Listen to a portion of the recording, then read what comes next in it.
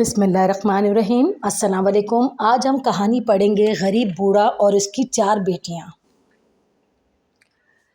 ایک بہت پرانی بات ہے۔ ایک غریب بوڑھا شخص ایک چھوٹے سے گاؤں میں رہتا تھا۔ اس کے پاس کچھ خاص نہیں تھا، بس ایک جھونپڑی تھی اور بہت سی پریشانیاں۔ اس کی سب سے بڑی پریشانی اس کی 5 بیٹیاں تھیں جو جوان ہو چکی تھیں۔ بوڑھا اپنی بیٹیوں کی شادی کے لیے بہت فکر مند رہتا تھا، کیونکہ اس کے پاس نہ تو دولت تھی اور نہ ہی کوئی زمین جائیداد جس سے وہ ان کا مستقبل سنوار سکے۔ وہ اکثر سوچتا تھا، میری بیٹیوں کا کیا بنے گا؟ میں انہیں کیسے اچھے گھروں میں بیاؤں گا؟ بیٹیاں بھی اپنے والد کی حالت دیکھ کر غمگین رہتی تھیں۔ وہ جانتی تھیں کہ ان کے والد کے پاس کچھ نہیں، لیکن پھر بھی وہ امید کا دامن نہیں چھوڑتی تھیں۔ ایک دن گاؤں میں یہ خبر پھیلی کہ بادشاہ سلامت شکار کے لیے نیبرنگ جنگل میں آئے ہیں۔ بوڑھے نے سوچا کہ شاید یہ اس کی قسمت بدلنے کا کوئی موقع ہو۔ اس نے اپنی بیٹیوں سے کہا کہ وہ بادشاہ سے ملنے جائیں اور اپنی مشکل بیان کریں۔ پہلے تو بیٹیاں ہچکچائیں، لیکن والد کے اصرار پر وہ راضی ہو گئیں۔ بادشاہ نے لیلا کی شرافت اور اس کی دل کی پاکیزگی دیکھتے ہوئے اس سے شادی کا فیصلہ کر لیا۔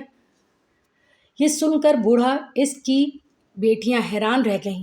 انہیں یقین نہیں آ رہا تھا کہ اس کی قسمت اتنی جلد بدل جائے گی۔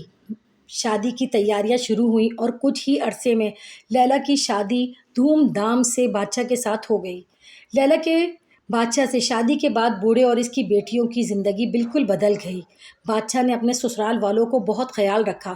انہوں نے بوڑھے کو ایک عالی شان گھر دیا اور اس کی باقی 4 بیٹیوں کی بھی اچھے خاندانوں میں شادیاں کرائیں۔ بوڑھے کی غربت اور پریشانیاں ختم ہو گئیں اور وہ ایک خوشحال زندگی گزارنے لگا۔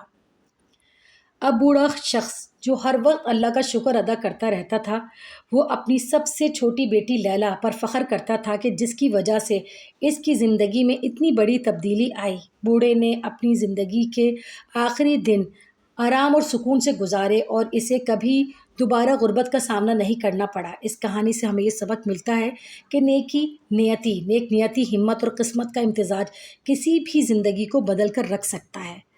اس طرح سے ہمیں کہانیاں لکھنی آنی چاہیے ہیں۔ میں نے یہ کہانیاں آپ لوگوں کے لیے لکھی تاکہ آپ کو بھی کہانیاں لکھنی آ جائیں۔ اپنا بہت بہت خیال رکھیے گا۔ اللہ حافظ۔